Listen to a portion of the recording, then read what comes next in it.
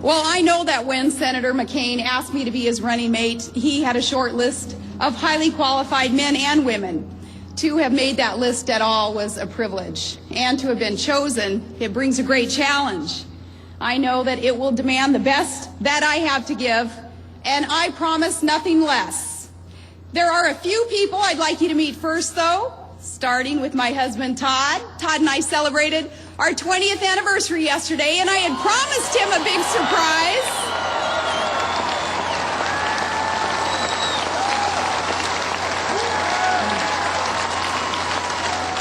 After promising him a surprise for our anniversary, yesterday was it. I think I was able to deliver on that. Todd's a lifelong commercial fisherman and a production operator up on the North Slope in Alaska's oil fields. He's a proud member of the United Steelworkers Union, and as Senator McCain said, he's a four-time winner of the Iron Dog. That's the world champion snow machine race.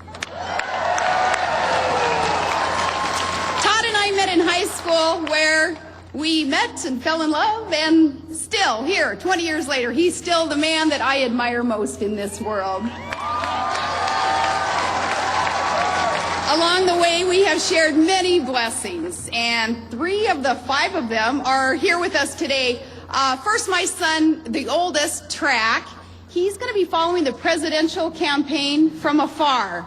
On September 11th of last year, our son enlisted in the United States Army.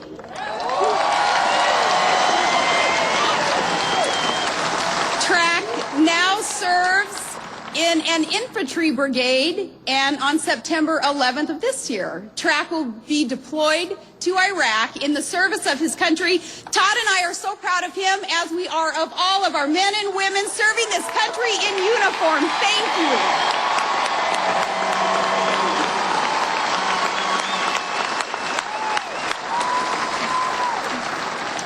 Then we have our daughter Bristol. She's on the bus with the newborn. And then we have our daughter Willow, who is here, and our youngest daughter Piper.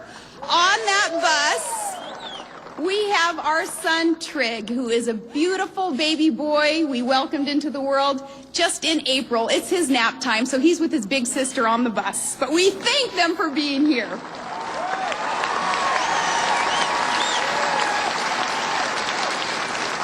And speaking of Trig and other things, some of life's greatest opportunities come unexpectedly. And this is certainly the case today. I never really set out to be involved in public affairs, much less to run for this office.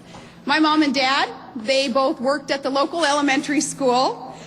My husband and I, we grew up both learning to work with our hands. And I was just your average hockey mom in Alaska.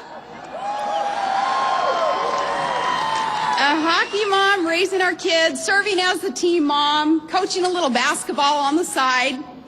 I got involved in the PTA and then was elected to the city council and then elected mayor of my hometown. My agenda there was to stop wasteful spending, cut property taxes, and put the people first.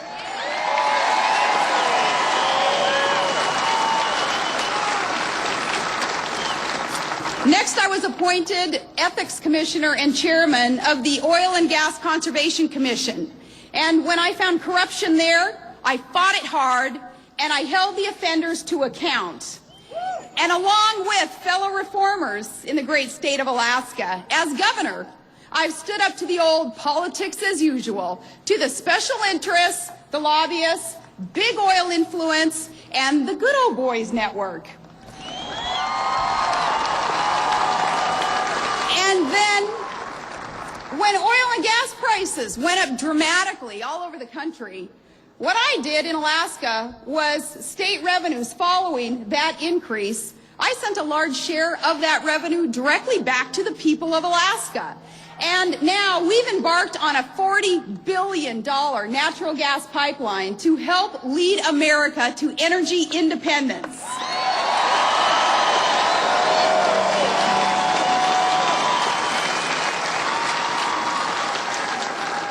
In office, I signed signed major ethics reforms and appointed both Democrats and independents to serve in my administration, knowing it's going to take everybody working together in order to progress and make that change that John McCain and I are fighting for.